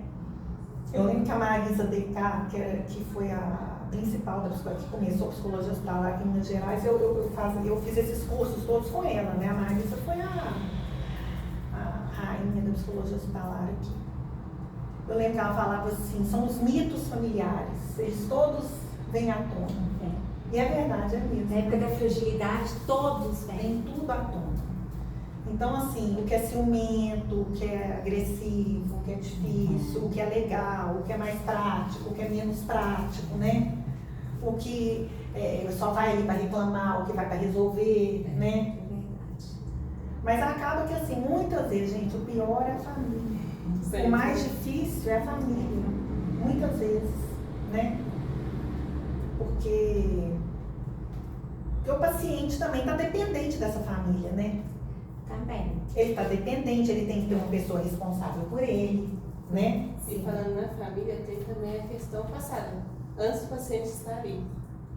O que passou entre esse paciente e a família? Será que, vamos dizer assim, o que ele plantou? Mas é isso que eu tô falando, vem tudo à tona, mas... Ele vai colher agora? Porque às vezes... E tem hora que colhe, tem hora que não colhe. Ainda tem Às vezes a né? família não estava presente. E aí a pessoa cai no hospital. Mas isso eu vi demais, gente. Aí é Eu lembro que complicado. teve uma vez, tinha um paciente, que esse paciente também era gente, que ele era tão grave, ele era internado 200 vezes, vamos voltar. Mas ele assim, no último, ele tinha 10 filhos. 10. Mas assim, chegou numa situação extrema, porque ele estava vindo assim, com cheiro de fezes, ele estava vindo todo sujo, ele estava não sei o quê. Aí nós descobrimos, porque às vezes lá no hemodiálise a gente fazia tipo uma batida mesmo, assim. Eu ia com assistente social, assim, a gente chegava na casa da pessoa. Então a gente descobriu que é assim, o pessoal que busca o paciente, ele não pode entrar na casa da pessoa, tem que ter uma pessoa para entregar. Como não tinha ninguém para entregar, e eles moravam num lugar que era lá embaixo, assim, então eles punham ele numa Kombi velha, que ficava na porta do portão, e largava ele lá até a hora que a Kombi ia. Então, por exemplo, o povo saía às 6 horas da manhã, sei lá. Não, eu não lembro, eu acho que ele fazia de tarde. Então, por exemplo, o povo saía de manhã, a Kombi ia buscar ele, vamos dizer, 10 horas da manhã. Ele tinha ficado de 6 às 10 dentro da Kombi. Nossa Senhora. Dentro da Kombi. Então ele ia fazer festa, fazer tudo, isso aqui, o povo pegava desse estado. Aí eu falei, gente, não é possível. Aí um dia eu chamei todo mundo. Aí eu lembro que a sala não cabia, gente, uns 10. Eu falei, gente, olha, sinto muito, algo que pelo menos um de vocês vai ter que não tem condição mais, a situação que tá, não sei o quê. E eu lembro que no meio tinha uma sobrinha dele. Aí todo mundo tava indo embora e tudo e tal, aí na hora que, aí daqui a pouco essa sobrinha, todo mundo saiu da sala e um tempo a sobrinha entrou e falou assim, doutor, eu queria conversar com você. Ela falou assim, doutor, não é desculpando ninguém não é desculpando ninguém não, que alguém tem que tomar providência mesmo e tudo. Mas eu já morei na casa deles quando eu era mais nova. Esse homem é ruim. Esse homem é ruim. Então, assim, é igual eu falo também, né, gente, que é complicado, porque eu falo que, assim, velho e criança, os dois são dependentes. Velhice é uma coisa muito complicada, porque criança é bonitinho, todo mundo gosta de cuidar. O velho não é bonitinho, né, ninguém quer cuidar, beleza. Mas, assim, tem um velho que não foi legal. Tem o velho que é mais difícil mesmo, gente. E tem o velho que é que está psiquiátrico ou sempre foi. Porque também tem hora que chega pra mim, porque meu familiar, porque meu pai, não sei o quê. Eu falo, não, ele está assim ou ele sempre foi e piorou? Na maioria das vezes a resposta é, sempre foi e piorou. Aí eu falo, olha, então primeira coisa, você vai levar um psiquiatra, porque não tem jeito. Nem de eu tratar e nem vocês vão entrar dentro de casa, porque não tem condição. Sim. Entendeu? Então essa questão psiquiátrica no idoso tem que olhar, gente. Porque não tem condição. Porque a pessoa já vai ficar mais difícil. A gente vai ficando, todo mundo fica. Né? E tem a pessoa que é mais difícil, tem a pessoa que já era mais difícil, fica 3 vezes mais difícil. Né? Então essa questão psiquiátrica no idoso é muito sério. Muito sério. Porque assim, acaba com a vida de todo mundo, dele e de todo mundo. Sim. Vai virando uma coisa insustentável. Eu falo assim, vocês não vão dar conta. Levar, porque a gente... Eu falei, você pode até não levar. Eu não vou atender. Eu falava assim na hemodiálise, eu não atendo. Enquanto vocês não levarem, não tem como. Vou atender uma pessoa nesse estado. Agora, vocês não vão dar conta não, tá? Tô avisando. Eu falava assim, porque eu nem atendia por isso. Pra deixar eles apertados, entendeu? Como quem diz, vai lá resolver, depois... Porque não tem jeito, né? Eu falava, enquanto não levar no psiquiatra, eu não vou atender. Não tem como se atender, a pessoa tá furiosa, a pessoa tá fora de si, você vai atender como? Verdade. Tem jeito não, Então, assim, e essa questão, assim, da psiquiatria, a gente ajuda muito também, porque tem muito mito em cima disso, né? Eu falo que assim, se der 10 remédios, você toma, mas não fala que é psiquiátrico, né? Verdade. Não fala, aí fica, não tem tanta condição, gente. Então a gente tem que desmistificar isso, Sim, sabe? A gente isso. ajuda muito. E isso principalmente nos mais velhos, que eles veem, né, com essa questão. Não, isso é coisa de doido. Isso né? Até mesmo Aí, como assim, psicólogo. eu acho que agora, por exemplo, a nossa geração começou a entender melhor e precisou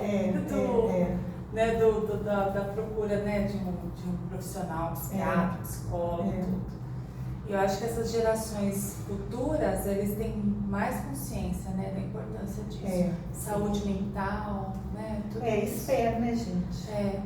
Porque com a pandemia a coisa piorou demais, né? Sim. Eu lembro que no início da pandemia o povo ficava assim, não, mas agora, depois disso tudo, as coisas vão melhorar. Eu falava, gente, não vai ter nada disso. Quem era bom vai ficar melhor, quem era ruim vai ficar pior.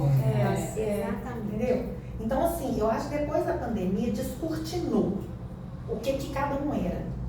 E o que era ruim, minha filha, o trem só foi piorando. É verdade. Entendeu? Verdade. E o que era difícil só foi ficando pior. E as relações que não davam certo, aí que não deram certo mesmo. Porque é igual falar assim, porque tanto de gente que separou por causa da pandemia, não separou por causa da pandemia, nós já estávamos separados e nem sabia. É verdade. Né? Então, assim, eu acho que tem que ter um cuidado. Agora, a gente está vivendo um momento que, assim, é tudo estética, comprimido, também acha, né, que vai fazer uma coisa, não sei o que, de sais, de flores, de não sei o que, resolver a vida, né? Numa sessão. Então também está complicado. Né? Acha que vai emagrecer e vai resolver a vida, acha que vai pôr cabelo e todo mundo vai dar bola pra ela, acha que vai pôr bunda, vai cantar ela na rua, aí põe a bunda num canto, aí o que faz com aquilo? Né? Então, assim, é isso.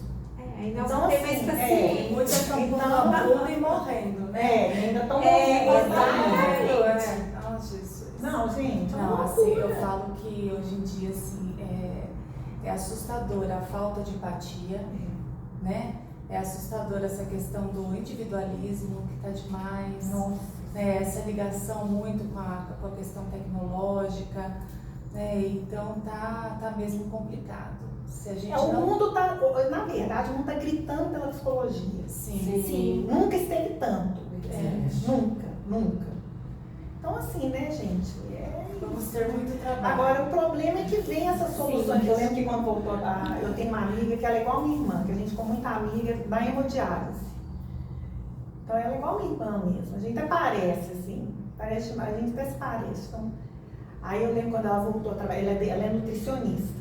Então, ela disse que ela voltou para um dos consultórios que ela atendia, que era ela, nutricionista, uma dermatologista e uma psicóloga. Aí, quando começou a todo mundo poder sair de casa e tudo, ela disse que ficava o consultório dela, todo mundo gordo e pirado. O consultório dela e da psicóloga vazio, da dermatologista lotado. Ela falou, Renata, tô aqui, até agora não veio ninguém. Depois foi, né? E todo mundo engordou, né? Sim. Teve gente, ela falava, Renata, o povo engordou 40, 60 quilos. Ela pegava gente com 30, 40, 50 quilos, 60 quilos a mais. Mas estava lá na dermatologista, porque ela achava que ia fazer um botox e resolveu. Né? Então, assim, tá um negócio também, porque tá um negócio que o povo quer uma solução muito rápida, né? O imediatismo. Então, não vai ter condição. Não vai, velho. Agora eu falo que assim, vai catando cavaco até chegar na gente, né? Tem hora que chega. Teve uma vez lá no hospital, eu fui pegar um paciente, o homem já estava lá, tinha uns quase 3 meses. Eu nunca vou esquecer o nome, não posso falar o nome dele não, mas o sobrenome era Pedras. Aí, eu lembro que na hora que eu fui atender esse homem, eu falei, gente, esse homem, ele precisou de quase jogar uma pedra no médico para me chamar, né? Porque o homem já estava numa situação que ele já estava quase batendo um pouco. Você vê, já era para ter chamado a psicologia há quanto tempo antes? Quanto tempo antes? Precisou dele quase bater mesmo no médico dentro do quarto para eles chamarem. Aí depois até foi um homem virou outro. O homem era até um homem interessante, inteligente, mas um homem nervoso, um homem complicado, um homem lá, entendeu? Não estava aguentando aquela. Aí, como é que é dizer, por que não chama antes, né? Por que não chama antes? Então, assim, a gente fica torcendo para que chamem a gente antes, né? Sim, e até mesmo mais profissionais, né? Envolvidos, assim, porque às vezes a demanda é muito grande e não consegue, né, suprir dentro de um hospital, dentro de alguma outra organização. E a gente tem que saber muito assim, né? Eu estou no hospital há muitos anos, a gente tem que saber muito construir essa relação, né? Porque também assim, né? Eu falo que eu tenho uma aula que eu fiz uma vez para dar um curso que a Marisa dava, que ela dava esse curso de pós-graduação. Uma vez ela me chamou para dar aula nesse curso de pós-graduação, uma palestra, um negócio lá. Eu falo que a primeira coisa que você tem que ser para trabalhar com psicologia hospitalar, a primeira palavra, humilde. Entendeu? Porque se você não chegar com humildade, você não consegue nada. Nada, com certeza. Nada. Porque tudo vai ser antes de você. Tudo. Entendeu? Se chegar para tirar a pressão, você tem a pressão antes. certeza. Então, assim, se você chegar toda querendo colocar, não vai dar certo. Então, assim, eu falo que hoje em dia também tem isso, que as pessoas estão muito vaidosas. Sim. E a psicologia hospitalar, ela depende de despir da vaidade, né? Sim. Então, por exemplo, até como é que eu tô aqui hoje nem tem a ver comigo, né? Porque, assim, eu falo que eu, quando vou trabalhar no hospital, assim, hoje em dia que eu voltei a usar, porque eu parei, eu sempre gostava de unha vermelha, que eu ficava muito no CTI, eu falava assim, não combina essa unha. Então, assim, eu sempre vou com o cabelo preso, eu não vou com quase nada. Eu falo que é engraçado, um dia que eu apareço, assim, com um brinco diferente, não, doutora, você tá tão bonita, eu falo, gente, se eu puser um trem assim no cabelo, nossa, você tá, porque eu não ponho nada. Porque eu acho que esse ambiente nem combina. Não combina. Sabe? Você tem que estar companheiro da dor do outro. Você não pode estar lá, entendeu? Muito translúcido, você entendeu? Sim. Né? Não tem nada a ver. Né? Eu tô aqui até de um jeito que eu nem costumo, nem passar batom, nem nada, porque eu estou passando fora do normal. Mas assim, não combina. Tem que dar condizência. Sabe? Eu acho que assim, você tá ali numa situação que você é um instrumento dentro de um lugar que nem é seu, né? Então, assim, eu acho que hoje em dia as pessoas estão muito assim, o Instagram, querer aparecer. Gente, outro dia tem uma pessoa que eu conheço, ela trabalhou a vida inteira em área financeira de firma. Eu acho que ela já aposentou, sei lá, porque ela deve ser tipo da minha idade, acho que ela é mais velha que eu, deve estar até aposentada já. Ela fez uns cursos desse de neurolinguística, não sei o quê. Gente. Gente. Ah, Jesus. Ela fez um Instagram agora, porque se você ver, você fala, Nossa, essa daí. mas numa sapiência dos assuntos, e sendo que todos na vida dela são mal resolvidos. É engraçado que ela pega exatamente os que ela não resolveu. E como que vai resolver? Dando aula. É verdade. Então eu falo que tem isso também, né? Hoje em dia é um tal, assim, porque a pessoa, ela não tá ali porque ela é da humanas, porque ela quer ajudar o paciente, não. Ela quer ser uma profissional que vai se bombar no Instagram. Tem isso também. Tem. Hoje em dia tem. Tem isso. A pessoa tá preocupada com o Instagram dela. Hoje em dia tem muito médico de Instagram, psicólogo de Instagram, psiquiatra de Instagram. E o povo segue, tá? Segue. Isso que é E tudo. segue, não porque ela é linda, você já viu como é que ela é bonita? Eu vou lá olhar e falo assim, nossa senhora, pelo amor de Deus. Toda artificial. Não, uns negócios que você nem entende o que é aquilo. Tem hora que eu tenho que falar, uai. Tem hora que eu falo que, olha, sinto muito, mas eu só acho que você devia parar de seguir essa pessoa, porque é umas coisas que não tem nada a ver, você fica vendo uns comentários das pessoas, você não sabe nem quem que é. É muito complicado, gente, esses grupos de WhatsApp. Coisa mais difícil que tem é você trabalhar grupo. Como é que entra nesses grupos? Você não sabe nem quem que é, quem que montou, se o que tá lá tem um problema que você tem, porque deve ter uns lá só pra pôr fogo no parquinho, nem deve ter um problema. Claro. Porque faz uns comentários que tem nada a ver. Sim. Eu falo assim, olha, você vai me fazer um favor, você vai sair desse grupo. Porque não tem condição, Porque aí, em vez de você trabalhar o que você está trabalhando, você tem que trabalhar o que a pessoa chega com um grupo que você não sabe qual que é. É verdade. Uai. É verdade. É o ZIA. Não, que eu perguntei eu não sei o que, você desculpa, viu, que eu perguntei. Aí eu falo, tá bom, o que respondeu? O que respondeu? Deixa eu ver.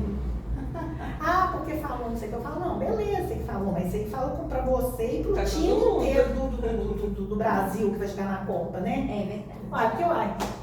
E tem muita gente fazendo terapia. Uai, diz que é a maior Inteligência procura. artificial. É a maior procura. Agora você vê, se é a maior procura, é porque estão precisando. Sim, mas não vai na fonte Mas não certa. vai.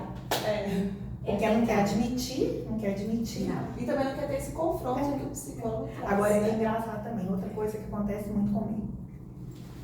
Eu sou muito assim de fazer isso. Vem o paciente.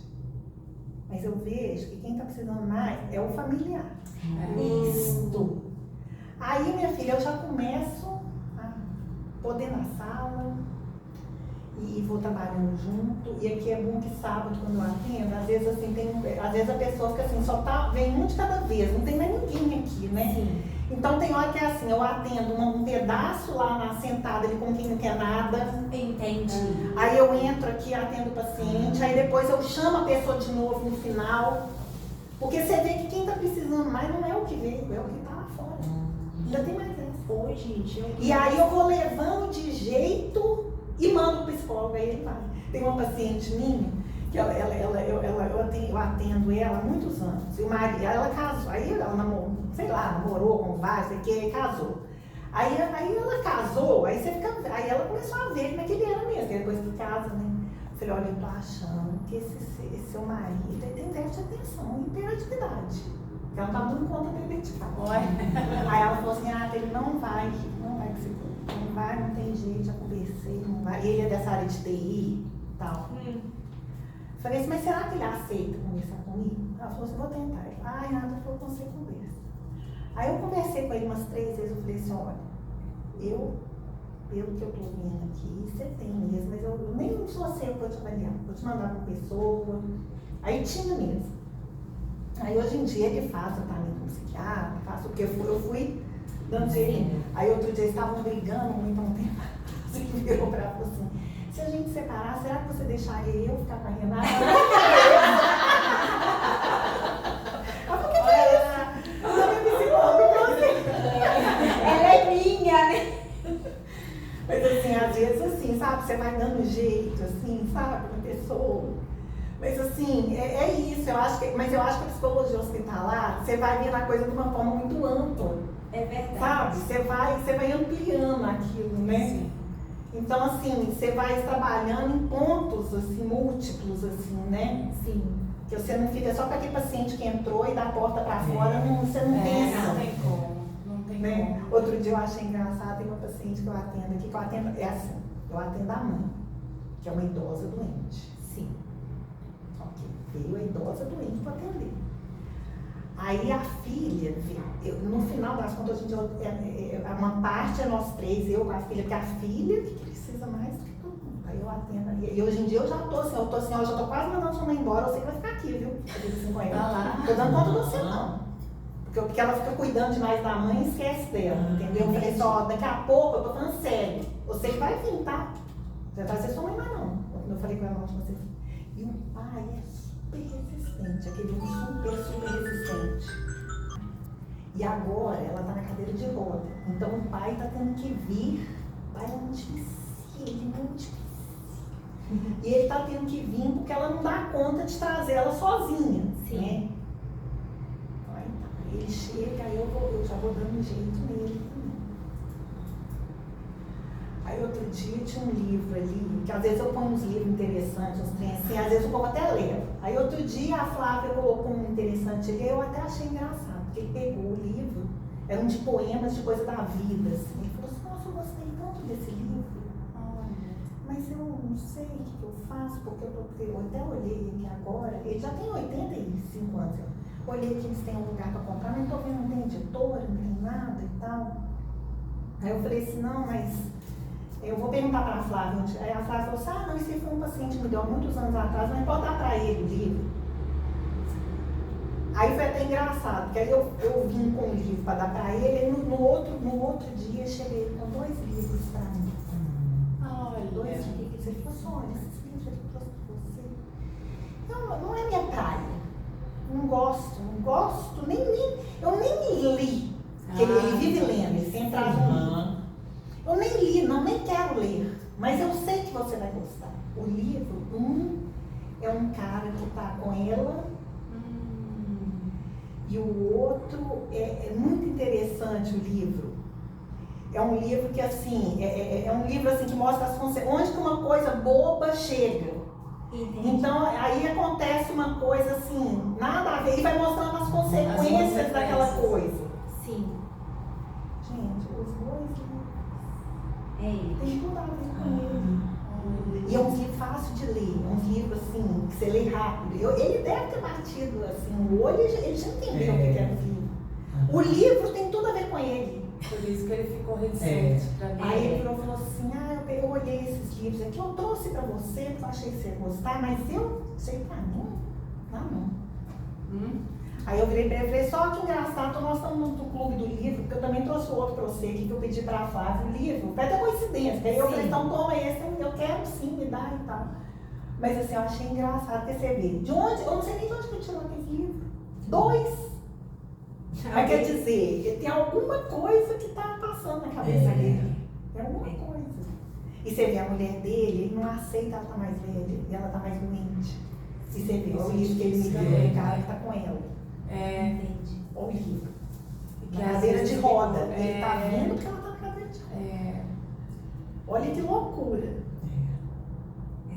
Então, quer dizer, tá mexendo com ele alguma coisa, ele tá vindo aqui, né? Então, assim, mas eu acho interessante isso, porque a psicologia, a gente vai transformando, né? E o que você transforma uma pessoa, essa pessoa vai transformando as outras também, né? Com certeza. Nossa. Então, assim, às vezes as pessoas perguntam assim pra mim, mas você vê que dá resultado? Eu falo, gente, claro que dá, mãe. Claro que dá, mãe. Dá. Né? A pessoa, que você tá lá pra isso. A pessoa veio porque quer, eu não sei que a pessoa tá vindo amarrada. Mas, não precisa, mas se a pessoa tá vindo, né? Ela quer criar uma demanda. E também essa coisa de demanda é assim, às vezes chega uma demanda A, tá falando um trem, depois já tá falando de outro, tem nada a ver. Totalmente diferente. Nada a ver, né? Mas assim, claro que ajuda, gente. Olha, você tá aqui, igual a pessoa chega pra consertar um sapato, tem um sapateiro. Tem a gente, sabe? A pessoa tá ali pra isso, você formou pra isso, claro que você vai ajudar, Com certeza. né? E a clássica, Uns então. mais, outros menos, uns mais rápido, outros mais devagar, né? Verdade. A pergunta clássica, então, né? O que te fez ir, então, para se interessar pelas Mas você sabe que eu nunca pensei em outro curso? Pela psicologia hospitalar? Assim, Na psicologia área? hospitalar foi Isso. assim. A psicologia hospitalar foi até interessante, porque eu queria ter feito psicologia jurídica. Que eu, por exemplo, na Netflix eu assisto só trem de crime, eu adoro. Também. Eu só gosto de coisa, eu só gosto de documentário, eu não tô aguentando assistir coisa fictícia. Eu falo, gente, pra que eu vou assistir um fictício se tem um lá que é verdadeiro? Sou eu. Eu só assisto coisa que é verdade, que é história baseada em história real, também, uma coisa assim. Então, quando nem. Porque na verdade, quando eu estava para formar, psicologia jurídica hospitalar estava muito engatinhando ainda, né? Aí eu tinha vontade de fazer psicologia jurídica. Aí, nem tinha psicologia hospitalar, cadeira de psicologia, não existia ainda essa matéria, nem nada não. Aí eles abriram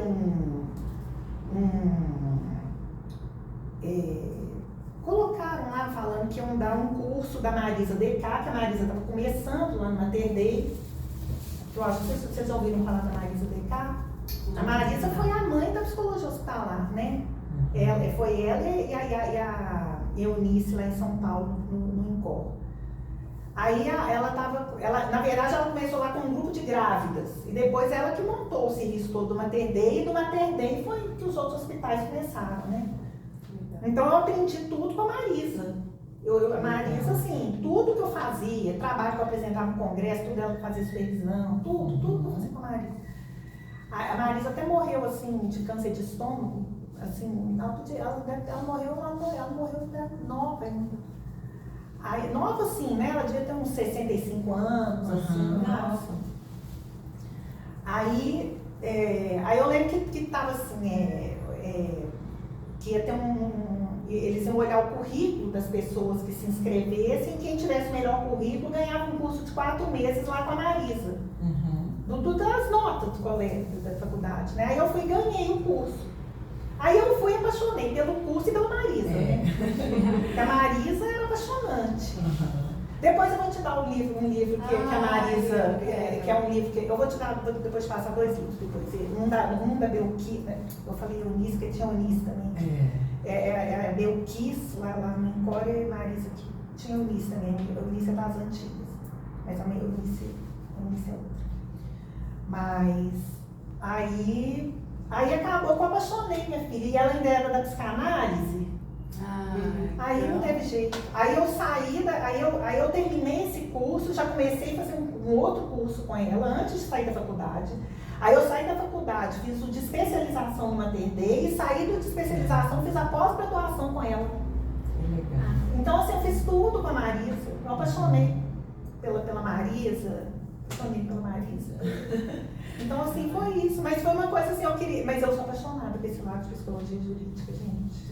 Ai, eu acho assim, gente, a gente vê. Eu tô assistindo agora As Mil Vidas, não sei, do nome lá, Bernard, não sei, acho que é Bernard, eu comecei a assistir. É um psicopata, um sociopata. É uma minissérie, gente, porque inclusive eles são muito inteligentes, né?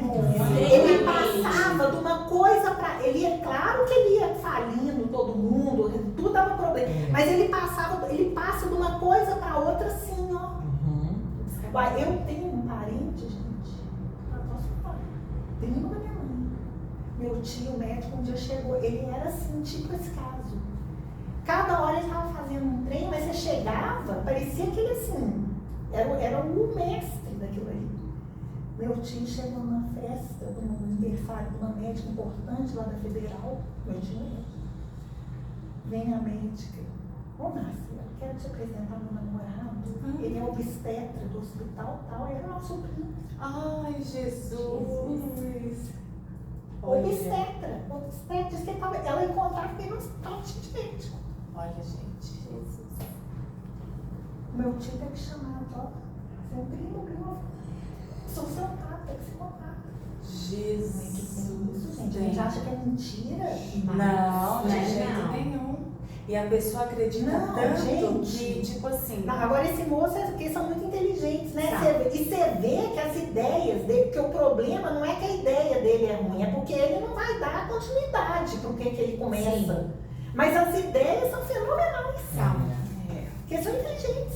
Então, doutora Renata, a gente está aqui assim, muito feliz por você ter nos recebido com tanto amor, com tanto carinho, com tantas verdades, né? E principalmente está passando assim, esse seu jeito de ser, né? Verdadeiro, humano, empático, que é isso que a gente está precisando. Principalmente na vida profissional, mas acho que também no nosso dia a dia, no nosso cotidiano, pessoas que fazem a diferença. Você é uma delas.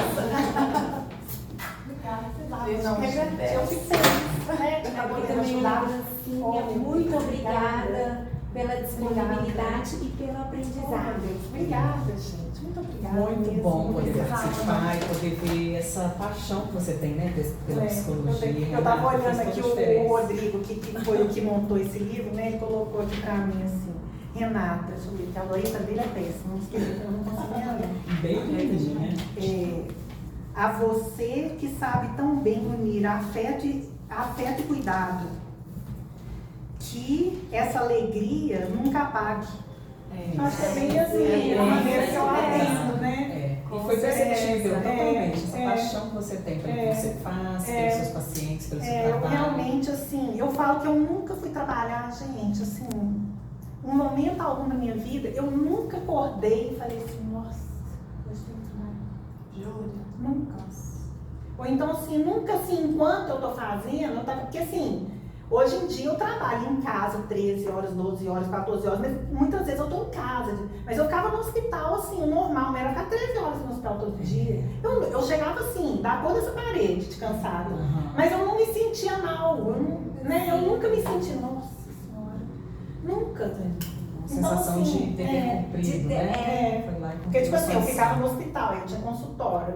Tinha época que eu tinha 4 consultórios e hospital. Uhum. Então, assim, mas assim, eu nunca tive, sabe, preguiça, que trem assim, de falar, nossa, só agora tem que fazer consultório. Não, agora tem que ir.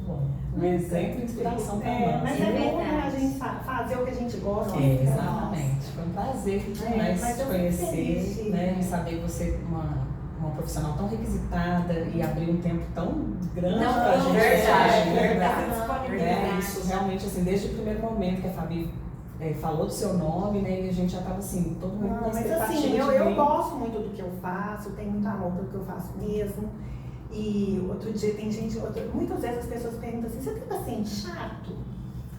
Eu falo, gente, eu não tenho não. Porque eu acho que não combina comigo não, gente chata, gente. Então, assim, eu tenho muito carinho pelos meus pacientes, né? Sim. Eu acho que assim, a Fabiana é uma pessoa muito especial, assim, Maravilhoso. pra mim como paciente. E tem pessoas que são especiais, né? Eu acho que você é uma delas. Então, assim, poder te ver, tá fazendo esse curso é muito, muito gratificante para mim até, né? E então, assim, eu acho que isso aqui, na verdade, é um presente para mim, né? Não precisava ter trazido presente nenhum. Aqui é muito especial. Que lindo. Mas é isso, gente. Mas a vida é essa mesmo. É bom demais a gente fazer o que a gente gosta, né? Sim. Eu falo de coitado porque tem gente que faz o que não gosta até por obrigação, né? Mas a gente podendo fazer o que a gente gosta é muito bom, né? Muito melhor, né? Não é? Com certeza. Renata, quero te agradecer Poxa, pelo espaço. eu que agradeço. E qualquer coisa que vocês precisarem, ou às vezes até alguma coisa que ficou, sei lá, às vezes alguma coisa que vocês acham que tem que falar mais, alguma coisa, vocês me falam. Obrigada, Tá? viu? Isso foi Deixa eu ótimo. só fazer um corte.